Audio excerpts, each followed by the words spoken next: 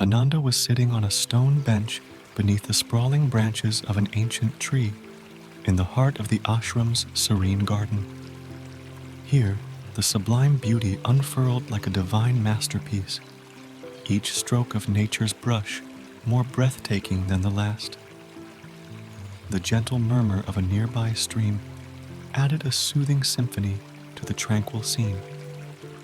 As fate would have it, the master arrived at the same spot on his cherished walk through nature.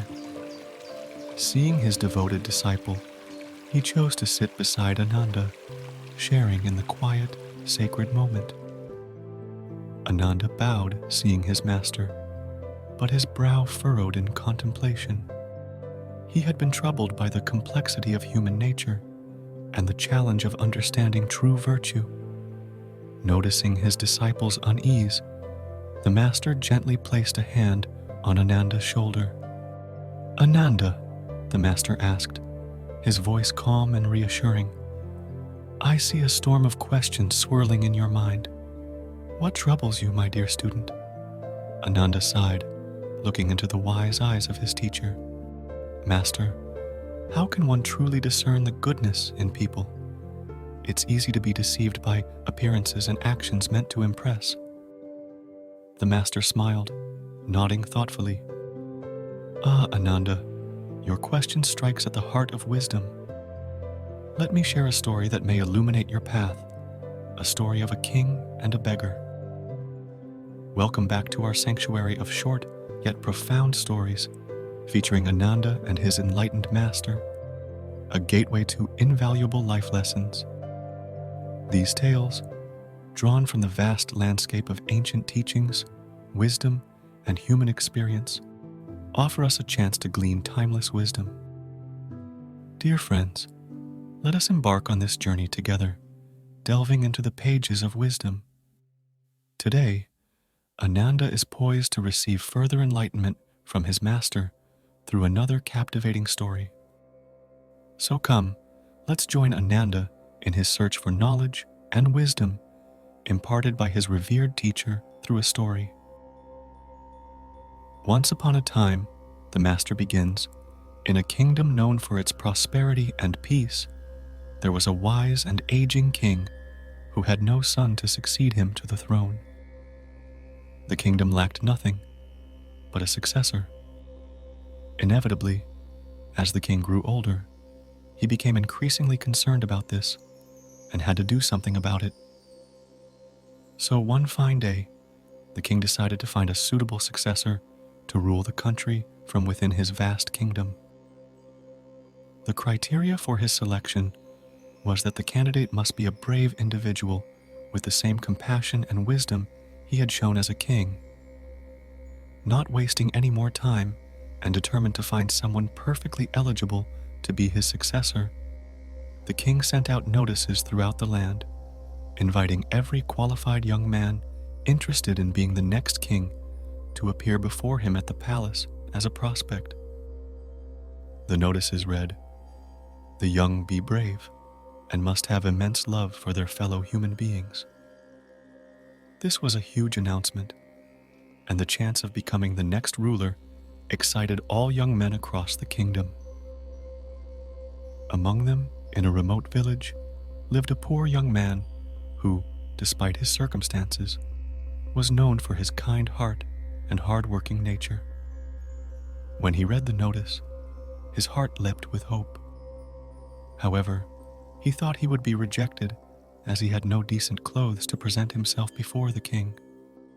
Determined, he worked tirelessly, saving enough money to buy proper attire and supplies for the long journey to the palace. Clad in his new clothes, high in confidence, and carrying a small bundle of provisions, the young man set out on his journey. After many days of travel, he was nearing the palace when he encountered a beggar by the side of the road. The beggar looked at him, shivering in tattered rags, extended his hands and pleaded, "I am hungry and cold. Please help me, sir." The young man paused, a battle waging in his mind. He had traveled countless miles, driven by a dream that seemed almost within reach. The weight of his long journey and the anticipation of meeting the king pressed heavily on his shoulders. But as he gazed at the beggar, shivering and frail, compassion surged through him, overpowering his hesitation. With a determined resolve, he stripped off his new clothes, the very symbol of his hopes, and offered them to the beggar. He then handed over the meager food he was left with from his journey. The beggar's eyes filled with tears of gratitude, and he thanked the young man profusely. Now clad in his old, tattered garments, doubts gnawed at him. Yet, summoning his courage, the young man continued to the palace. Upon arrival, the king's attendants, bemused by his ragged appearance, reluctantly showed him to the great hall. As he walked in, he saw the other candidates, impeccably groomed and brimming with confidence. Their laughter echoed through the hall as they looked at his shabby attire, mocking his disheveled state. Despite the jeers, the young man took a moment to clean off the grime of his journey. When his turn finally came, he was ushered into the throne room. He bowed low as the king entered, and when he raised his eyes, he gasped in astonishment.